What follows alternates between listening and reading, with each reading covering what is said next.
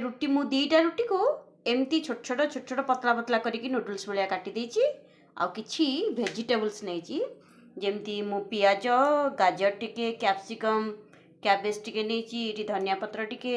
अदा टिके गार्लिक टिके ग्रेट करछि आउ एटी टमाटो सॉस आउ सोया सॉस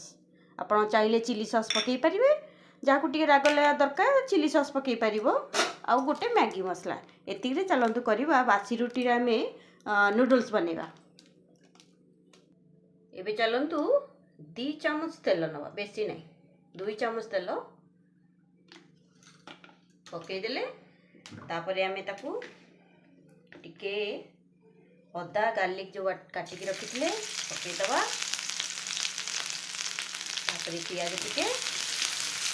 पियाज टिके भाजी हो गला परे हल्का टिके भाजी हो तापर आम वेजिटेबल गुड़ा पकेगा एमती पिला मानकु नूडल्स दवा अपेक्षा मैदा हो अटार नूडल्स अपेक्षा घरे बासी रुटी पड़ी थी पिला मान तो खाया भल पाती सेमती ताकू एमती गोटे नुआ उपाय रे यूनिक उपाय रे गोटे अटारे नूडल्स रुटी रे नूडल्स करके देबे आ ये देखो हल्का पियाज भाजी हो गला किसी बेसी ये हवा दरकार नहीं टिके टिके भाजी हो गला आम ए बंधा कोबी टिके गाजर जो काटिकी रखी पकईदबा आ कैप्सिकम आपको टिके हल्का नरम ही भाजीगला टिके खाली नरम हो गला पर्यंत टिके लुण हल्का टिके हल्दी एमती दे टिके लुण पकईदबा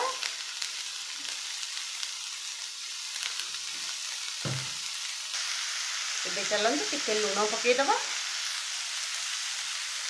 स्वाद अनुसार लुण आपन जी दरकार आप पकईबे टिके हल्का की हलदी आउ ये मैगी मसला टिके पकईदबा जेहेतु पिला मैगी फ्लेवरटा नूडल्स फ्लेवरटा आसो मैगी मसलाटा भल बास्ना हुए एमती मैगी मसला जो थे पकड़े भल लगे पिला टेस्ट बढ़ापी कि मैगी मसला टे पकईदबा पकई टिके सीम रे 5-7 मिनट टिके घोड़ेदबा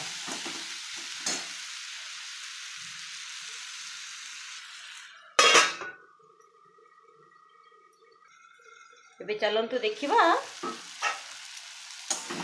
ये देखु टिके हल्का नरम हो आसला बेसी आपको सिझेबानी टिके सिझेले बेसी क्रंची लगनी पिला खाया भी भल लगनी बेसी सिझेले ये टिके टिके हो गला तादरे पे आमे टिके टमाटो सॉस और टिके सोया सॉस पकईदबा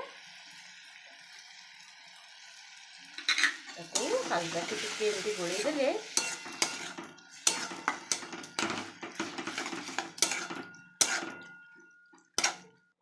ताकू एमती भल भाव टिके मिसईदबा तापर आम जो काटिकी रखि रुटी बासी रुटी गुड़ाक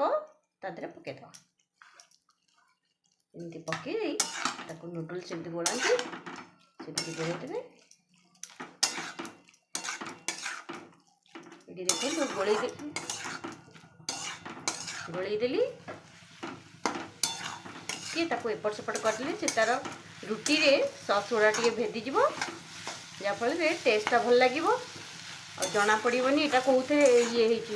तेणु तार लास्ट आम कौन करवा ना टिके गार्निशिंग देदबा धनिया पत्र एबे देखंतु हो गला हमर बासी रुटी रे नूडल्स भेज नूडल्स पिला हमर सुंदर भाव में खाइबे ये देखंतु हो गला नूडल्स बासी रुटी रे नूडल्स एबे पिला को खाया को देखी आपण भी एमती करंतु केमती लागिला कमेंट सेक्शन में कहिबे आउ जदि भल लगिला कमेंट्स करेंगे जदि किसी यही रुटी बासी रुटी आउ किसी नुआ आइटम आपन जानिथिबे तो कमेंट सेक्शन में मते जणिले मु भी एमती आउ किसी नुआ नुआ आइटम करके आपन को शेयर करी रही जय जगन्नाथ।